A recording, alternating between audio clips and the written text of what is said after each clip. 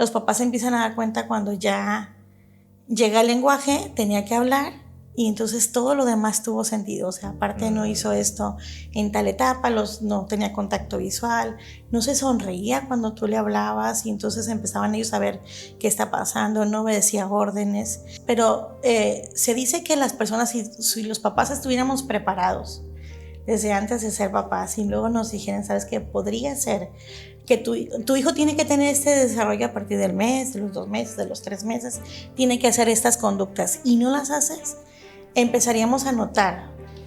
Pero si ese diagnóstico que te dieron te deja más preguntas y entonces te hace más problemas, cuidado. Yo siempre digo, probablemente no lo sea, probablemente te estás equivocando o se está equivocando el profesionista. Diferentes niveles serían, por ejemplo, el nivel existe de leve, moderado, severo. Antes había otras clasificaciones y luego decían es Asperger o es los sabios autistas, pero la realidad es que existe el nivel 1 o nivel leve, nivel moderado o nivel 2, que mucha gente lo conoce, nivel 3 es el nivel severo. También es que uno de los síntomas que dicen la agresividad, yo le digo la agresividad no es parte del diagnóstico, no se toma en cuenta, pero pasa, que como ellos no tienen una forma de comunicación con nosotros, así no les enseñamos, si no adquieren lenguaje va pasando el tiempo y hay muchos niños con autismo que no tienen ningún tipo de comunicación verbal, pero una persona con autismo es bien importante tener que logras adaptarlos, logras hacer muchas cosas, pero autista va a ser desde que nace hasta que ya no está en este mundo. Lo que me provoca esta situación, porque sabemos que todos tenemos como esa imagen cuando nosotros decidimos tener hijos y pensamos va a ser el futuro presidente de México, o va a ser médico, o va a ser científico, o va a ser un empresario súper importante, pero nunca decimos mi hijo podría ser autista. Qué interesante, la verdad, yo estoy muy sensible con todo lo que nos acaba de decir, porque conozco niños autistas, tenemos niños autistas aquí en el colegio y yo como maestro me preocupo siempre por poder ofrecerles a ellos lo mismo que le puedo ofrecer a otro niño.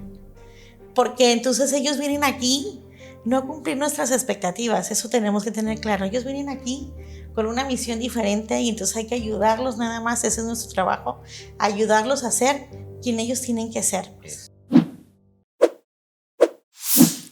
El punto de encuentro. Hola, ¿qué tal amigos y seguidores de este submagnífico programa El Punto de Encuentro aquí en el Instituto Cultural de Sinaloa? Estamos muy contentos nuevamente de poder estar con ustedes, de ofrecerles contenido. Gracias por sus comentarios, la verdad, todo lo seguimos y gracias a ello hoy vamos a hablar de un tema que tiene muchos tabús, muchos mitos. Hay muy poca información y por eso hemos decidido invitar a una especializada en el tema. ¿Cuál es? El autismo. Y hoy nos visita la psicóloga Esther Rochín para hablar de este tema. Buenos días, ¿cómo está Esther? Buenos días, muchas gracias por la invitación, estoy muy contenta de estar con ustedes. La verdad yo también estoy muy contento porque este tema, no sé si esté de acuerdo conmigo, como que le falta a la gente saber más al respecto y ojalá que usted nos pueda despejar muchas de las dudas que yo en lo personal tengo y que muchos de nuestros seguidores también los tienen. ¿Qué le parece si empezamos ya con las preguntas? Vamos con el tema. ¿Sí? Por ejemplo, mucha gente ve las películas, pero en realidad, ¿qué es el autismo? Fíjate que el problema de las películas es que tenemos una imagen de lo que a un escritor se le ocurrió, tomó todos los síntomas, dijo, estos tiene, y entonces puso todos los síntomas. Pero la realidad es que eso no te lo encuentras en la vida real. O sea, en la vida real te encuentras personas que tienen unos cuantos síntomas y con eso es posible diagnosticarlo. ¿Qué es el autismo? Bueno, es un trastorno del neurodesarrollo que principalmente afecta en la comprensión, en la comunicación y en la socialización. Muchas personas o muchos niños que son en la etapa en la que son diagnosticados, a partir del año y medio más o menos hasta los 4 años se da ese diagnóstico. Y bueno, lo que afecta es el lenguaje, la comunicación, el comportamiento, la conducta, principalmente la conducta para socializar con los demás. Se les dificulta interactuar, se aíslan, personas que normalmente no buscan o niños que no buscan entablar la comunicación con ellos. Entonces los papás se empiezan a dar cuenta cuando ya llega el lenguaje, tenía que hablar y entonces todo lo demás tuvo sentido. O sea, aparte no hizo esto en tal etapa, no tenía contacto visual, no se sonreía cuando tú le hablabas y entonces empezaban ellos a ver qué está pasando, no obedecía órdenes, parecía que no escuchaba o no entendía lo que le estamos diciendo. Y entonces ya, aparte, ya no habla y ya es un problema para los papás entonces. Entonces, los síntomas los empiezan a notar desde un año. Son más evidentes, pero se dice que las personas, si los papás estuviéramos preparados desde antes de ser papás y luego nos dijeran, ¿sabes qué? Podría ser que tu hijo tiene que tener este desarrollo a partir del mes, de los 2 meses, de los 3 meses, tiene que hacer estas conductas y no las haces, empezaríamos a notar, solo que muchos papás pues no sabemos. Entonces, por ejemplo, el bebé a partir de los 3 meses más o menos ya tiene sonrisa social. Si tú le hablas ya se sonríe. El niño con autismo no lo hace, normalmente no lo hace. Hay algunos que pareciera que su desarrollo va a aceptable o un poco normal o regular, como lo puede ser la gente. Pero al año y medio empiezan a cambiar bastante. Entonces ahí es como, a ver si él ya hablaba y porque ahorita ya no lo está haciendo, ya decía algunas palabras y lo deja de hacer, o ya tenía ciertas conductas, por ejemplo, parecía escucharte y ahora no te escucha. Es como si cambiara. Eso es como lo dicen las personas. Para mí es que había ciertos indicios, no eran muy notorios, solo que esa etapa ya no es posible que tú te sigas o sigas ignorando esos hechos y entonces tienes que aceptarlos. Entonces no te queda más porque ya son muy evidentes. Entonces, es lo más común, usted con su experiencia, de que cuando ya van, por ejemplo, con usted o algún especialista, es normalmente cuando tiene el problema del habla. Pero sí, como usted dice, hay otros síntomas por ahí que no se detectaron. Que no se detectan a tiempo. La sonrisa social. Los bebés que tienen autismo, luego les preguntas a los papás, oye, si cuando estaba chiquito te daba los brazos. Por ejemplo, un niño a los 6 meses ya tiene que darte los brazos cuando ve a alguien y entonces se va. Antes yo digo, te da la cabeza. Muchos niños se hacen así, cuando ya como a los 4 meses, tal, ya empiezan a elegir con quién quieren ir, ya saben quién es mamá, papá y quiénes son los demás familiares. Entonces, ellos pareciera que no los identifican. Entonces, igual le da que lo agarre mamá, que lo agarre papá, que lo agarre la abuelita. Quien le da de comer es la mamá, entonces, pues con mamá están ahí algunos. Y eso es bien importante tomar en cuenta, porque el autismo es tan extenso y tan variado, en cada niño es diferente, por eso es lo complicado. Por eso es como que tenemos que ser muy preparados para ello, porque igual puede ser que haga algunas cosas y después no haga otras, y entonces decimos, no, pero es que ella dijo que tenía que tener escaso contacto visual, pero el mío sí me mira. Y resulta que no hace otras cosas, entonces ya como que el total de síntomas me dicen lo es, pero pueden ser muy diferentes entre un niño, aunque sean... Hay familias que tienen más de un niño con autismo y entonces dicen, pero es que él y él son totalmente opuestos. Yo no hubiese imaginado que también él lo era cuando me lo diagnosticaron a los 2 años o a los 3 años. Entonces, esa es la diferencia entre eso, lo difícil del autismo, lo complejo. Difícil. ¿Usted a qué edad recomienda que se pueda diagnosticar un niño con autismo para poder ofrecerle una mejor educación?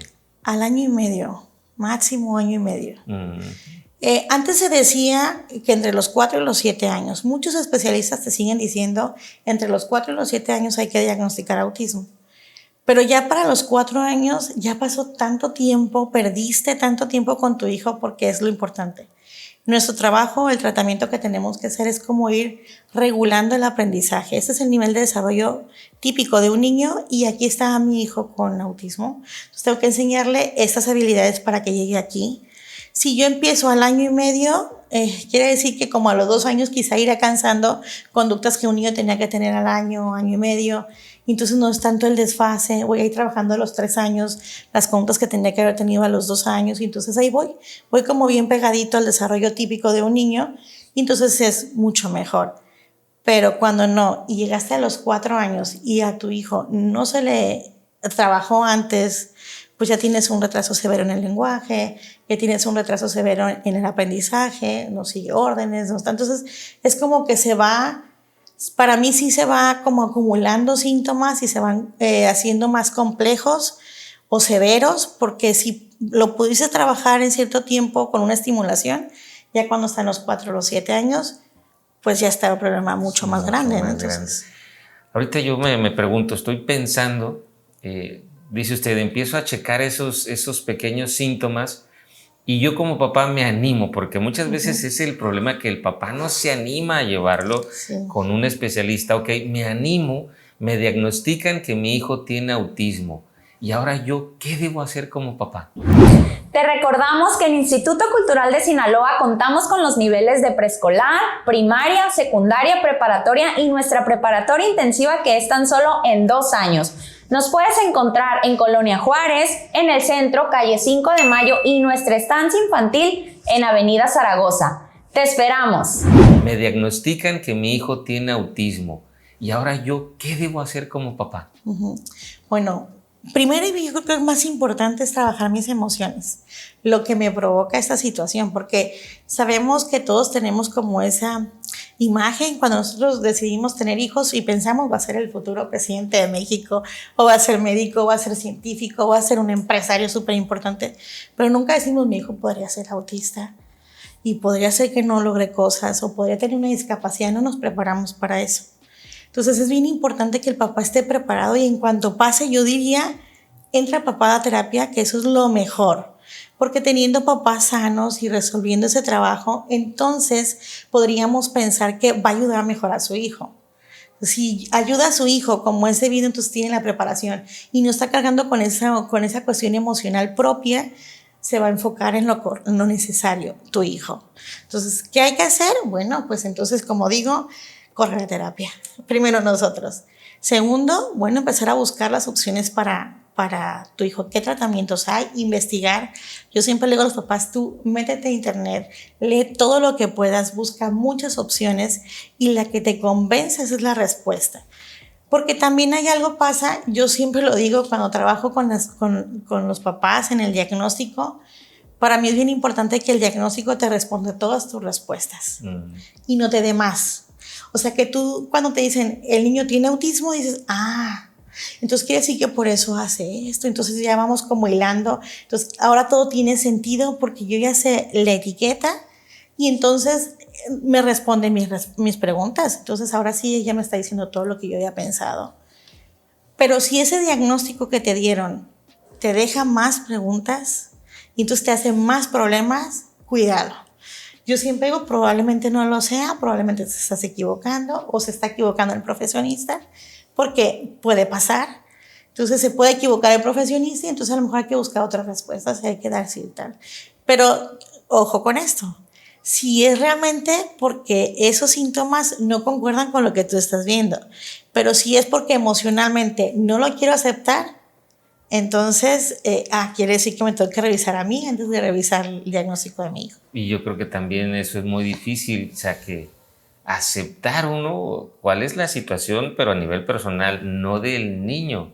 Entonces ahí ya se hace otro tema un poco más difícil y me imagino que le ha tocado en muchas ocasiones también esa otra situación. Así es. Hablábamos ahí, por ejemplo, hace un tiempo con el psicólogo David Covarrubias, le mando un gran saludo, también que él recomendaba que los papás y todas las personas debemos acudir cada periodo ahí a terapia. A terapia, sí es. Y es muy difícil que la gente aceptemos ir a terapia. Dicen, ¿por qué tengo que ir a terapia si no estoy loco? ¿No le ha pasado que le dicen así los papás? Ya ahora es menos. Es cada vez menos. Antes sí se tenía mucho esa idea y yo cuando empecé era como más como el tabú, la vergüenza, tal, pero ahorita no, ya estamos como más aceptándolo. O sea, ya el ir al psicólogo no te hace loco. Ya ahora es que es nice al psicólogo, ¿no? Entonces, pero sí es que no cualquiera lo hace y lo vemos, nuestra salud física y emocional, yo me doy cuenta que es como segundo término, o ya la salud emocional todavía es mucho más abajo de eso, porque nosotros nos preocupamos por las cosas materiales que necesitamos. Ajá. Hay muchas personas que se preocupan por el mejor colegio de su hijo, pero le dices, oye, si hay que ir al psicólogo, te dicen, no me alcanza. O sea, no me alcanza porque para eso considero que es demasiado invertirle y voy a pagar cada vez una sesión o voy a ir todos los días a sesiones. Solo si vemos que no hay para dónde, entonces el papá dice, sí, me voy a enfocar en eso porque es necesario. O la salud, decimos a veces, ¿sabes qué? No, prefiero gastar en tal cosa que lo voy a ver, pero en la prevención y en estarme cuidando, en la nutrición, tal, no lo hacemos porque son cuestiones preventivas y entonces no son tan importantes para algunos, ¿no? Ahorita dijo el colegio del niño. ¿Es bueno, es sano que un niño con autismo pueda ir a una escuela normal y que interactúe con los demás niños? Para mí es súper importante, de verdad. Es cierto que según la severidad o el nivel en el que se encuentra el niño, vamos a decir que tiene como mayor facilidad para tener éxito en la primaria o no. Por ejemplo, un niño con un nivel 3, que sería como el nivel severo, pues vamos a ver que le va a dificultar mucho más, porque son niños que tienen como síntomas más arraigados, mucho más sintomatología, y por lo tanto es que ir a la escuela le va a costar mucho. Porque algunos, en realidad es porque no se lo enseñamos a tiempo, pero no tienen control de esfínteres algunos. No es por la patología como tal, pero no le han enseñado y entonces cuesta un poco más. Sabemos que todo puede costar un poquito más de esfuerzo con ellos a comparación de un niño regular, porque sabemos que un niño regular entrando al kinder, si no le enseñaste, ya le da vergüenza no haber aprendido a ir al baño. Ajá. Pero en caso de una persona con autismo, no, eso no le importa, puede pasar muchos años y no le enseñaste, él no va a ir al baño, va a seguir usando pañal. Entonces, bueno, pues ya usa pañal y está no puede estar en una primaria regular, porque el maestro no va a tener la oportunidad de ayudarlo. O no tiene, su lenguaje es nulo y entonces todavía le va a costar mucho más interactuar con los demás y en fin. Ahí según, es el trabajo de los papás, ¿verdad? Es el trabajo de los papás y el nivel en que se encuentra el niño, porque por ejemplo, un autismo leve o moderado puede estar en una escuela y yo diría es lo mejor que puede pasar, porque ahí ellos van a ir aprendiendo de otros niños. Van a aprender el comportamiento, van a entender, mira, si este hace esto, entonces yo también lo voy a hacer. Y va a potencializar su aprendizaje. Si él está atendido o viendo a los demás y puede ir aprendiendo de ellos. Entonces, yo diría, genial, cuando tienen la capacidad para hacerlo. Y si no, pues integrarlo a una escuela que sea propia para ellos y donde vayan a ayudarlos a estimular todavía más su aprendizaje. Porque he sabido que el maestro tiene 40 niños, 30 niños, y entonces difícilmente le va a dar la atención que él necesita. Entonces, para mí, pues nos enfocamos en la socialización y en la integración de habilidades, pero pues el tratamiento específico con ellos queda como que a un ladito o para otros horarios. Entonces a lo mejor va a escuela en la mañana y luego va a terapia en las tardes y entonces ahí sí se compensa. Pero si solo lo vas a llevar a una escuela regular como única opción de tratamiento para él, entonces de verdad estás perdiendo el tiempo y está perdiendo el tiempo tu hijo. Que es lo que muchas veces pasa y desgraciadamente vuelvo a insistir por los padres de familia que tienen muy poca información y por eso decidimos invitarla y ojalá que mucha de la gente se interese, busque, como dice la psicóloga Esther, que busque información en internet y pues si la encuentran, igual preguntarle a un especialista, oiga, encontré esto, ¿me lo recomienda o no me lo recomienda? Ahorita me decía de nivel 1, nivel 3, ¿quiere decir que hay diferentes tipos de autismo o diferentes niveles? ¿Cómo es eso? Diferentes niveles serían, por ejemplo, el nivel existe de leve, moderado, severo. Antes había otras clasificaciones y luego decían es Asperger o es los sabios autistas, pero la realidad es que existe el nivel 1 o nivel leve, nivel moderado o nivel 2, que mucha gente lo conoce, nivel 3 es el nivel severo. Entonces, ¿qué diferencia estas tres? Es que son el total de síntomas que tiene. Entonces no se define en números, pero sí te das cuenta que esos niños tienen mayores facilidades para integrarse. Por ejemplo, tienen escaso contacto visual. Una persona con autismo normalmente, que es uno de los síntomas que está comúnmente, que tienen escaso contacto visual, pero un niño con autismo severo, a veces por más que tú lo intentas no te van a ver. Tú te puedes poner así frente a él, su carita aquí enfrente, y no queda más que ver y te mira acá, pero no te mira a los ojos. O sea, ellos buscan no tener ese contacto. A veces digo, es que te están mirando a la cara cuando logras que te miren, pero no te miran directamente a los ojos. Y uno se da cuenta algo pasa, ¿no? Porque este niño no me está mirando. Pero un niño con autismo leve, eso lo logra hacer, o sea, lo hace con mayor facilidad y entonces se vuelve más fácil. Ahora, por ejemplo, una persona con autismo severo se vuelven más obsesivos, más ritualistas. Normalmente tienen problemas de integración sensorial. Esto es, por ejemplo, que la integración que llega por medio de los sentidos no se interpreta del cerebro de la misma manera que nosotros. Entonces, por ejemplo, el tocarlos a lo mejor para ellos puede ser muy, muy agresivo o áspero o muy molesto porque les irrita que lo toquen y hay algunos que no les gusta. O, por ejemplo, los sabores, que son muy selectivos con algunos alimentos y hay niños, por ejemplo, me he topado que solamente tienen 2, 3 alimentos con los que ellos consumen y todo lo demás gama de alimentos no lo hacen. Me tocó uno que comía solo tostaditas con mayonesa y cereal y Duvalín. Esas 4 cosas. Entonces imagínate, la alimentación para él era muy deficiente y ya ahorita no está con nosotros, pero pasó todo esto por su nivel de mala nutrición y descalcificación y se fueron muchos más problemas de ellos. Entonces, una persona con un autismo leve, a lo mejor podría ser, quizá no le gustaran algunas cosas, no le gustan los lácteos o no le gustan las proteínas, pero consume otras cosas más. Pero en cambio él tenía muy poquitos y era muy difícil quitarlo. También es que uno de los síntomas que dicen, la agresividad, yo le digo, la agresividad no es parte del diagnóstico, no se toma en cuenta, pero pasa, que como ellos no tienen una forma de comunicación con nosotros, a veces no les enseñamos. Si no adquieren lenguaje, va pasando el tiempo y hay muchos niños con autismo que no tienen ningún tipo de comunicación verbal y no les enseñamos la no verbal. O sea, hay muchas formas de cómo se puedan comunicar y empezarnos a decir las cosas y al no poder comunicar, entonces ellos empiezan a tomarlo como el llanto y la agresión como una forma de comunicación. Entonces, quiero algo, lloro para que mi mamá me lo dé, para que me dé agua, para que me dé comer, para que me dé cuando me duele el estómago. Entonces voy como esa única manera de comunicarme, el llanto y la agresión. Y entonces se vuelven agresivos pues para defenderse.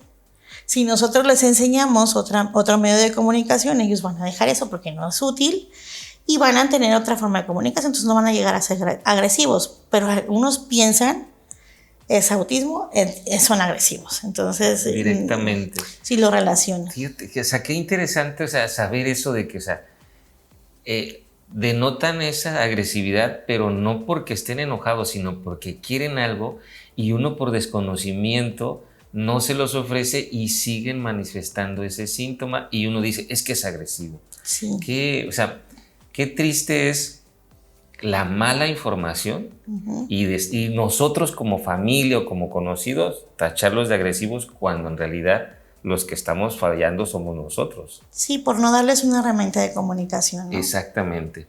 Y por ejemplo, ¿se puede mejorar el autismo? Dice que hay niveles. Por ejemplo, una persona que tenga nivel 3, ¿puede reducirlo a ser nivel 2 o 1? Podríamos pensarlo así, o sea, que tú vas logrando en las terapias solucionar muchos problemas que ellos tienen.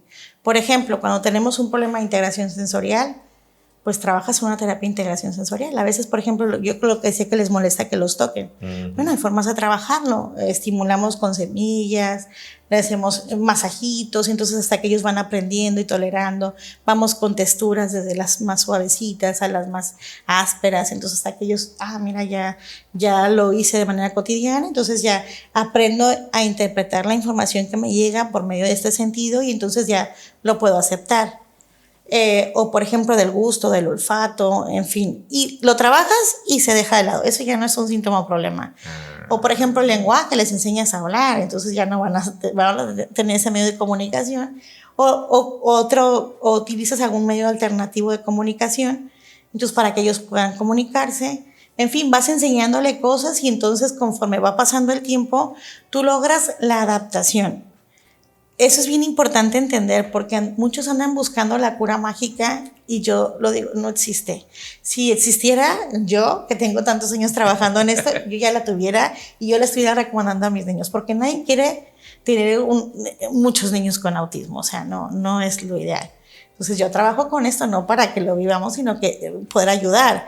Pero una persona con autismo, es bien importante tener que logras adaptarlos, logras hacer muchas cosas, pero autista va a ser desde que nace hasta que ya no está en este mundo. Entonces, eso es importante, no andar buscando las curas mágicas, esto implica trabajo, mucho esfuerzo.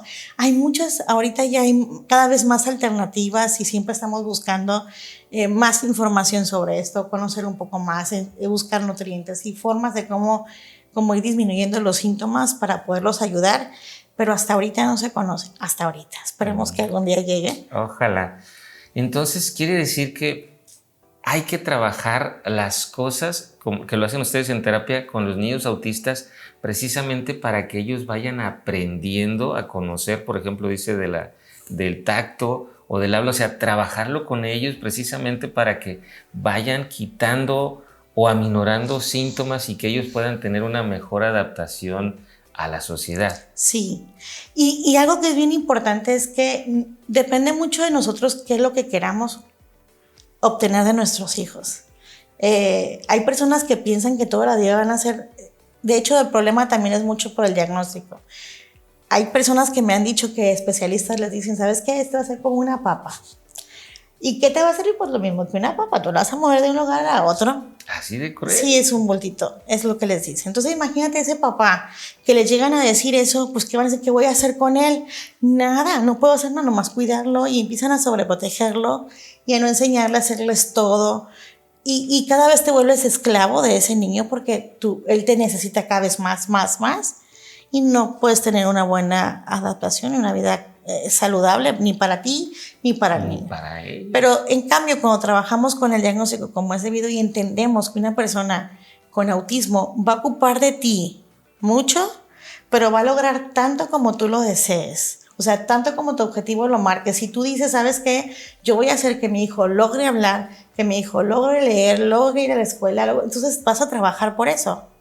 Porque tú eso quieres, entonces te vas a enfocar, vas a buscar las terapias, atención que tu niño necesita. Si te cuesta todo el día, pues eso vas a hacer, pero en un tiempo, yo siempre lo digo, trabaja hoy para que mañana descanses. Exacto. Entonces mañana cuando sea adulto, tú ya hiciste mucho trabajo en su infancia y en la adultez probablemente o en la adolescencia no vas a tener que hacer tanto, porque ya muchos síntomas ya los trabajaste. Ya se lograron, entonces vas a lograr, pues ellos, hay algunos que se logran casar, dicen, yo no conozco a ninguno, pero dicen que algunos se logran casar, dicen que hay otros que han ido a universidad, sí sé de algunos, y he llevado a algunos que han llevado hasta la preparatoria, y ahorita están aprendiendo a hacer cosas como tocar piano, están aprendiendo música, talleres, en fin, pueden llegar a trabajar según el nivel en el que se encuentren, algunos que pueden lograrse en su vida laboral, en su vida amorosa.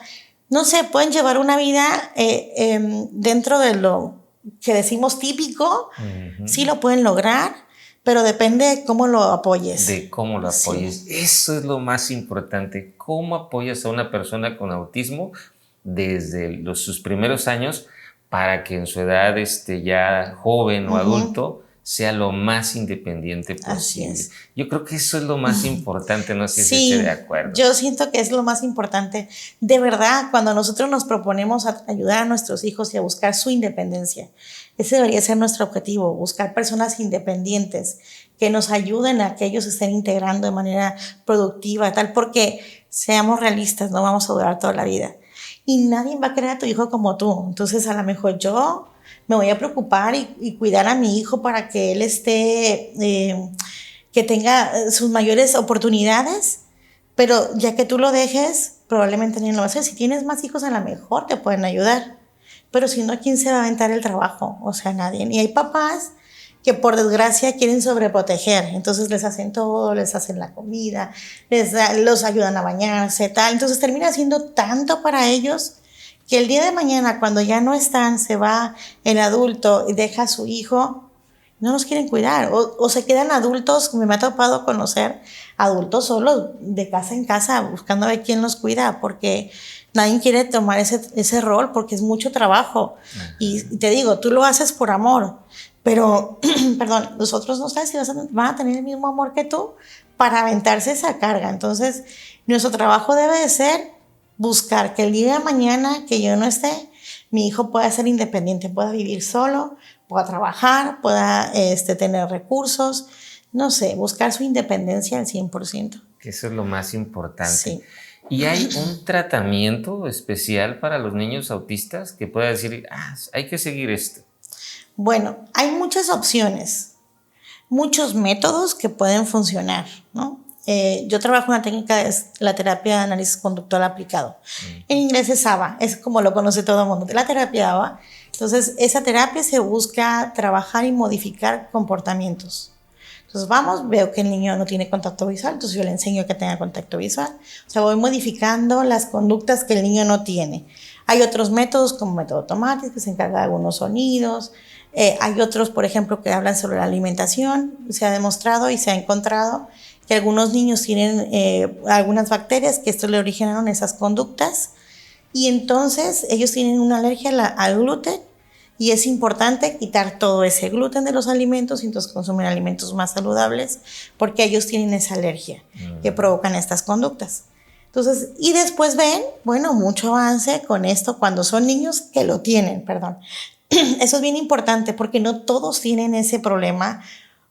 Y algunos dicen, no, pues para todos la dieta. Y quieren generalizar y eso no se puede. Ajá. No todos los niños son candidatos para la dieta libre de gluten, pero sí muchos de ellos. Entonces, cuando sabemos que ese niño tiene esa característica, entonces va a ser muy recomendable y se pueden basar en eso, más la terapia de integración. Entonces, lo que tenemos que hacer los especialistas que trabajamos con esto es ver toda la sintomatología o todas las características del niño y entonces definir esto voy a trabajarlo con esto. Lo mejor para ese niño. Sí, entonces es bien importante que nosotros ubiquemos exactamente en dónde está y el profesionista defina cuál va a ser el plan de acción en todas las áreas. Entonces en el área de lenguaje voy a ocupar terapia de lenguaje, vamos a hacer esto. En el área motriz vamos a ocupar tal, o la terapia de integración sensorial, o terapia física, en fin, vamos a ir buscando. Entonces, hay que buscar, por ejemplo, qué es lo que ese niño necesita y ir trabajando en todas las áreas de su desarrollo para tener un tratamiento adecuado. Pues qué interesante, la verdad, yo estoy muy sensible con todo lo que nos acaba de decir porque conozco niños autistas. Tenemos niños autistas aquí en el colegio y yo como maestro me preocupo siempre por poder ofrecerles a ellos lo mismo que le puedo ofrecer a otro niño. Ahora imagínense los papás que trabajan todos los días con ellos. ¿Qué le diría usted como profesionista a esos padres de familia, a esa sociedad que tiene niños autistas y que no tienen esa información? Bueno, pues es bien importante darnos cuenta que una persona con autismo tiene una condición. Primero, eso es bien importante. Va a vivir, como lo he mencionado, vivir y morir siendo de esta condición. Pero tú puedes ayudarlos, integrarlos y adaptarlos. Entonces, tienes que estar bien informado. Tienes que informarte sobre todo, lee mucho, investiga todo lo que puedes, porque entre más estés preparado, tú vas a poder ayudar a tus hijos. De verdad que es importante también trabajar igual como lo decía yo, en mis emociones y buscando siempre la independencia de nuestros hijos. Eso tiene que ser nuestro único objetivo, buscar que nuestros hijos sean independientes, que si el día de mañana yo no esté, él pueda seguir viviendo conmigo sin mí, ¿no? Entonces, no sobreprotegerlos nos va a ayudar a que ellos tengan una mejor calidad de vida y mejores oportunidades. Entonces, es bien importante y también que depende de ti y de tu esfuerzo es todo lo que él va a lograr. No te limites, no lo limites, porque me ha pasado mucho, por ejemplo, yo lo he visto, a veces uno cree, no, pues no vamos a llegar a este punto y ellos nos van llevando muchísimo más y de lo que nosotros esperamos. Entonces, para mí es importante, déjate sorprender, pero de verdad preocúpate por estar ahí para verlo, o sea, por estar ahí presente, para ayudarlo, para estar con él, como lo tendrías que hacer con cualquiera, porque es el trabajo que hacemos todos con nuestros hijos. No tenemos, yo creo que nada resuelto. Una persona que tiene un hijo neurotípico, una persona que no lo tiene, para mí es la misma, o sea, tienes los mismos retos, solo de diferente forma. A lo mejor te va a tocar en la niñez estar un poco más fácil, pero ya en la adolescencia te va a tocar un niño difícil, un jovencito que ande envuelto en situaciones problemáticas o un adulto complicado. Entonces, no sabes en qué momento vas a tener que sacar ese esfuerzo como padre que tenemos que hacer extra. Entonces, es lo mismo que les toca a los papás. Entender de verdad que no tienen, como siempre digo, es un poquito más difícil, pero es el mismo reto de todos. Porque si lo vemos así, yo creo que nos vamos a relajar un poco más, porque a veces decimos, pero ¿por qué a mí? ¿Cómo me pudo haber pasado? Exacto. Y entonces, si nos situamos en esa sensación, esa emoción de pérdida, de derrota, de fracaso, de insuficiencia, pues nunca vamos a poder avanzar. Entonces, por eso es que lo digo, trabaja en tus emociones, trabaja en esto, o trabaja en tu duelo como padre, tu duelo de la imagen que te habías formado como papás antes de que tú tuvieras a tus hijos, porque entonces ellos vienen aquí no a cumplir nuestras expectativas, eso tenemos que tener claro. Ellos vienen aquí con una misión diferente y entonces hay que ayudarlos nada más, ese es nuestro trabajo, ayudarlos a ser quien ellos tienen que ser. Exacto, yo creo que sí, eso es muy importante. Y sí, como decía, aquí en el Instituto Cultural de Sinaloa somos incluyentes, tenemos muchos niños, todos son especiales, pero hay niños con características y para nosotros es muy importante poder ofrecerles ese servicio de educación, esa atención. Y para nosotros como maestros, el que ellos vayan avanzando, que se sientan a gusto, cuando los demás niños conviven con ellos y los apoyan, eso para nosotros es muy importante. Sí. Y los papás empiezan a notar eso y dicen, gracias por ayudar a mi hijo. Entonces, le digo, nosotros somos muy sensibles en ese aspecto. Y la verdad le agradecemos mucho que haya estado aquí con nosotros. Me encantó platicar con usted. Si alguien de nuestro auditorio está interesado en contactarla para alguna terapia, algún diagnóstico, ¿dónde la pueden encontrar? Bueno, muy fácil, me encuentran ahorita en Facebook, estoy ahí como psicóloga Esther Rochin, o me encuentran en mi página de Facebook también como En Terapia con Esther Rochin se llama. Entonces yo en esa página yo hago igual en vivos, dando información, videos y tal, ahí me pueden contactar, pedir una cita. Y bueno, es muy fácil llegar conmigo. Estoy aquí en Mazatlán. Ya tengo 24 años trabajando en esta área, entonces en algunos añitos. Mucha gente ya me ha logrado ubicar por mi trabajo con niños con autismo. Pero bueno, aparte de niños con autismo, atiendo a niños, a cualquier niño que tenga una necesidad especial, podríamos decirlo así, o cualquier niño neurodiverso, que es como lo mencionamos ahora. Entonces estoy trabajando día a día con esas personas, ya sea en Facebook, en redes dando información o de manera en consulta con los niños, ¿no? Pues muchas gracias, le agradecemos mucho su presencia y ojalá que le guste venir para acá para platicar de otra cosa también, sería muy padre, la verdad me gustó mucho. Yo sé que es una experta, mucha gente nos la recomendó, precisamente por eso decidimos invitarla y ojalá que a la gente le guste. Yo sé que voy a recibir muchos comentarios acerca de esta entrevista y yo les recomiendo 100% a nuestra psicóloga Esther Rochin. Espero que les haya gustado. Muchas gracias por haber estado con nosotros. Muchísimas gracias, es un placer. Gracias. Amigos, nos vemos en la próxima. Ya saben que nuestra página oficial de Facebook es Instituto Cultural de Sinaloa y en el canal de YouTube como El Punto de Encuentro X. Muchas gracias. Se despide de ustedes el maestro Sergio Galván. Hasta la próxima.